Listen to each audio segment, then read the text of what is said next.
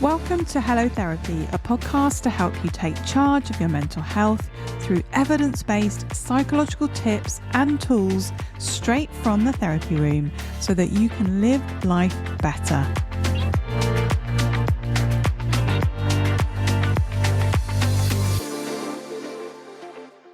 A question that I get asked by people who experience OCD is, how do I deal with reassurance seeking? So I'm going to dedicate a whole episode to this. It is a lesser known symptom of OCD. It does not get talked about that much, but it can have real negative consequences, not only for the person who's experiencing OCD, but their loved ones, their family members, and their friends. Now, OCD is a subject really close to my heart. It's one of the areas that I specialize in, as well as anxiety. So I'm hoping that this episode will give you a really good overview of what reassurance seeking in OCD is.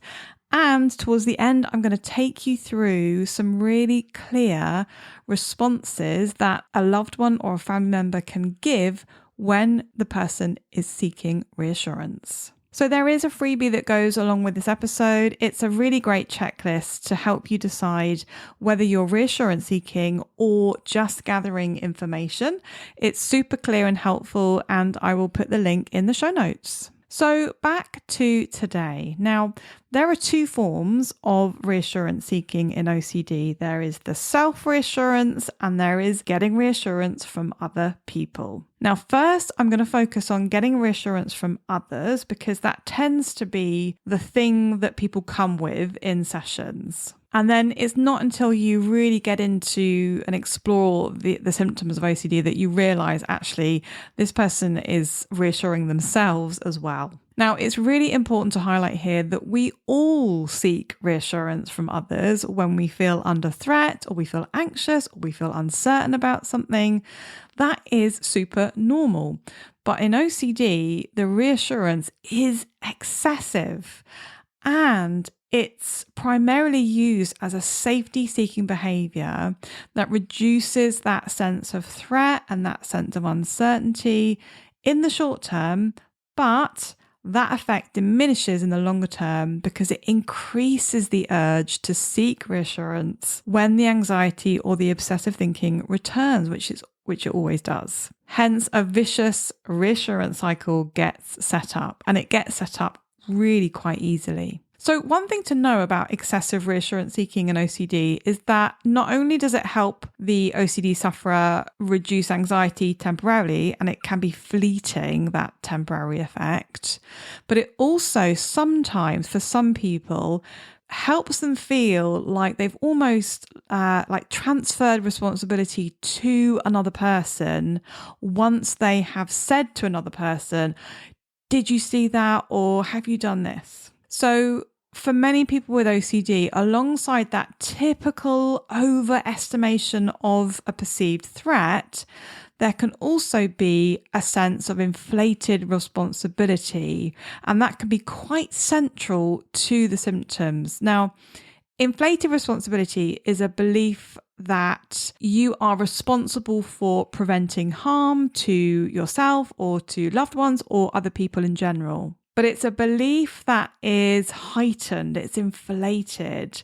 So the thing about reassurance seeking is that it very quickly becomes repetitive and compulsive because the family member or the loved one, doesn't want the person to suffer. It's really difficult being in front of someone with OCD who is highly anxious about a particular thing. And they're in a lot of distress. So it's really easy to just quickly give that reassurance until the next time it happens. And then you realize, we're getting into a pattern here. And what I see a lot in people's relationships is that it can go from the loved one being very concerned and compassionate and understanding and really wanting to help the person with OCD. It goes from that to that family member feeling very frustrated and sometimes really exhausted by it. When it's the 100th time that your partner has asked you whether the kitchen surface is clean, for example, it's really hard. And that, alongside the compulsions that the OCD sufferer might be doing, that can in itself really disrupt the household, it all adds up to a very frustrating experience, I think, for the family members. Now, another aspect of the reassurance-seeking experience is that the person with OCD often feels a lot of guilt and a lot of shame, that they even need to ask for reassurance because they can see the impact that it's having on their loved one. And that then just compounds the guilt and the shame that they were feeling anyway about the intrusive thoughts and about the compulsions. Now, if you don't experience OCD or you've never experienced anything like OCD, you are going to have a really hard time understanding why someone thinks in that way and why someone does certain compulsions. Studies have shown that loved ones and family members often describe their person's symptoms as bizarre or nonsensical. They just cannot get their heads around it, which makes sense. But of course, that then contributes to that sense of isolation that a person with OCD can feel. And that's, of course, if the person with OCD has even shared with their loved ones that they're experiencing this, because often, and I come across this so much in my work, people with OCD suffer alone. They do not tell those closest to them what they're experiencing, especially if they are experiencing harm OCD. So harm OCD is around thoughts about harming others, essentially. That and taboo OCD, and they're often closely linked. So it's really easy to see how relationships quickly start to suffer. And again, there are studies showing that reassurance seeking in particular within OCD can have a really negative impact on a person's relationships. Now, in my own therapy work, I often come across couples or family members who are feeling really, really anxious because they just don't know what to do or how to help or how to respond to the person with OCD when they say, "Have I done this?" or "Did you do that?" And there can be a real sense of helplessness and hopelessness because they know that always giving reassurance just feeds the OCD, but not giving it causes so much more distress.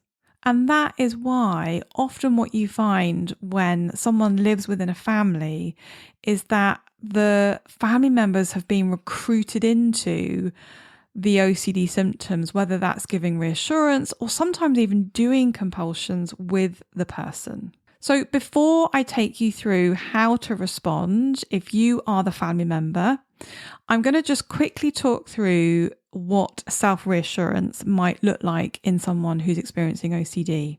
Now, self-reassurance is a form of essentially it's mental checking, and it allows the person with OCD to reassure themselves essentially. So let me give you an example. Someone who has a fear that their actions or inaction may cause harm to others may feel compelled to repeatedly check, let's say, the gas hob due to the risk of fire when they leave the house. So once that person has eventually left the house, and I say eventually because for a lot of people with checking OCD, it can take quite a long time, sometimes a number of hours to even get out of the house. But once they are out of the house, they may go through a process of self-reassurance where they say things like, "I definitely checked the hob, didn't I? Well, I must have done because I can see that the window is closed. And when the window is closed, I know that's the last thing that I do when I leave. So I must have turned the gas off."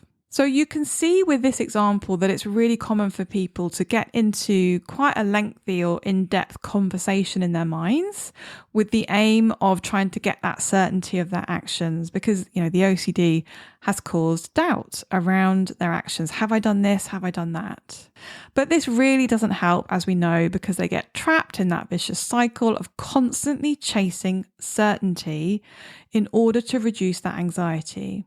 And often what I find is that there can be a real escalation in the compulsion. So you go from like a quick self-reassurance in your head to then that escalating into more compulsive behavior. So with the example that I just said, the person may not feel like they've got enough certainty, and then the idea comes into their minds, if I take a picture, then I'll have evidence that I've shut the hob off. Sometimes people even do videos, and then they will use the videos and the photos later on to check and to reassure themselves that they have turned the hob off. And as you can see, the person then just gets deeper and deeper and deeper into the compulsions. Now, a couple of other examples of self-reassurance. So I've got one for relationship OCD. So relationship OCD is typically characterized by lots of intrusive thoughts around whether their partner is right for them, or whether their partner is cheating, or whether they really love their partner or are attracted to their partner. There can be so much that shows up in our OCD. But some forms of self-reassurance can be telling yourself that you still find your partner attractive, or maybe even Googling how to tell if you are attracted to your partner. And a really common one is taking, you can take these online quizzes around, is he Mr. Right? Or is the relationship right for me? And so on. And lastly, let's take harm OCD, which again is a really, really common form of OCD, but it does not get talked about enough. So with harm OCD, you typically have thoughts essentially about harming other people or harming yourself. So some examples of self-reassurance here would be repeating to yourself, I don't want to harm anyone, I don't want to harm anyone, or reading lots of books and listening to lots of podcasts on OCD to reassure yourself it's definitely the OCD and not some latent desire to hurt others. So let's now focus on that really important, that really key question around how do I deal with reassurance seeking if I have a loved one who experiences OCD. Now, traditionally, psychological treatments have typically emphasized that people who experience OCD should just stop seeking reassurance, and that the family should ignore or just withhold reassurance if it's requested. Now, this should, in theory, break that vicious reassurance cycle that has been set up by OCD, but there has been quite a lot of research now that has found that just stopping reassurance seeking or not reassurance seeking can actually increase distress for everyone involved. So here is an alternative approach. Rather than giving the person the reassurance, it can be much more helpful to encourage the person with OCD to seek support. So not seek reassurance, but seek support with the intrusive thoughts, with the feelings of anxiety, and with those urges to get the reassurance or to get the certainty. And the idea here is that the person with OCD then learns to tolerate and manage more helpfully the feelings of uncertainty, doubt, and anxiety. So if you have someone in your life with OCD, or you are the person with OCD, I am going to share with you just some examples of what can be said in those scenarios where either you're seeking reassurance or you're listening to your loved one wanting reassurance. So firstly, you could say, I can see that you're really anxious right now, but remember, I'm here for you.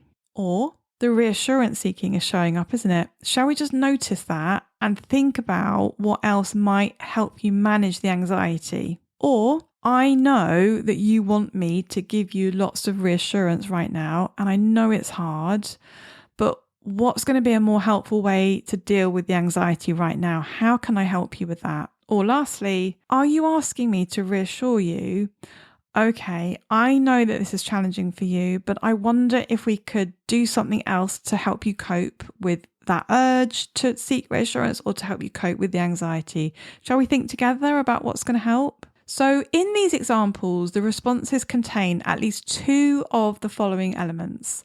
So firstly, there's a lot of noticing the person's distress or noticing that need to be reassured. Secondly, there's naming of the reassurance seeking as an internal urge that's showing up.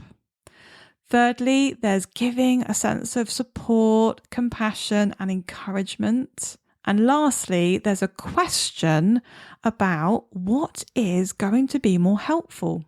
And not just that, what's going to be more helpful in enabling you to manage this anxiety and manage these urges. And I think saying it in this way can be really empowering to the person to help them think about, in that moment where they're feeling really anxious, to help them slow down and think about, okay, what else can we do apart from just getting the reassurance and getting stuck in that cycle again. And the thing with this is that what you'll find is that it's not just like a one-time thing. This needs to be a consistent response.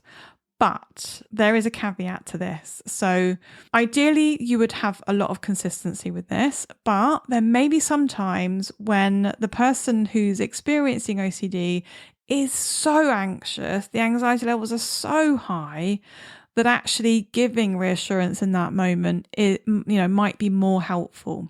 So it's about taking a flexible approach to it. And if you do find that you've slipped into giving reassurance, then it can be really helpful later on when the anxiety levels have died down and maybe that person isn't so caught up in trying to get reassurance or isn't caught up in their intrusive thoughts and their compulsions, to kind of sit down together and think about, we got a bit stuck in reassurance earlier, didn't we? What's our plan of action moving forward? And if the person with OCD is in therapy, it can be really helpful to join a therapy session to think all together with the therapist about how can we deal with this reassurance seeking and how can we deal with it in a way that's in line with the therapist's approach to treating the OCD and also the treatment goals. So that brings us to the end of this episode. I hope that you took something helpful from this and maybe try out some of the suggestions that I have talked about. Don't forget that there's that freebie that I'm really proud of because it's got lots of nice colours in it. It is a checklist around, am I reassurance seeking or am I just gathering information? You can download it free. The link is in the show notes. Thank you for listening to this episode of Hello Therapy. If you found it helpful, don't forget to subscribe, follow and review. You can get more well-being and mental health tips by joining our email list and visiting the resources section of our website at harleyclinical.co.uk. The Hello Therapy podcast and the information provided by me, Dr. Liz White, is solely intended for information and educational purposes and does not constitute personalised advice. Please do reach out to your GP or a mental health professional if you need support. Until next time, take care of yourself.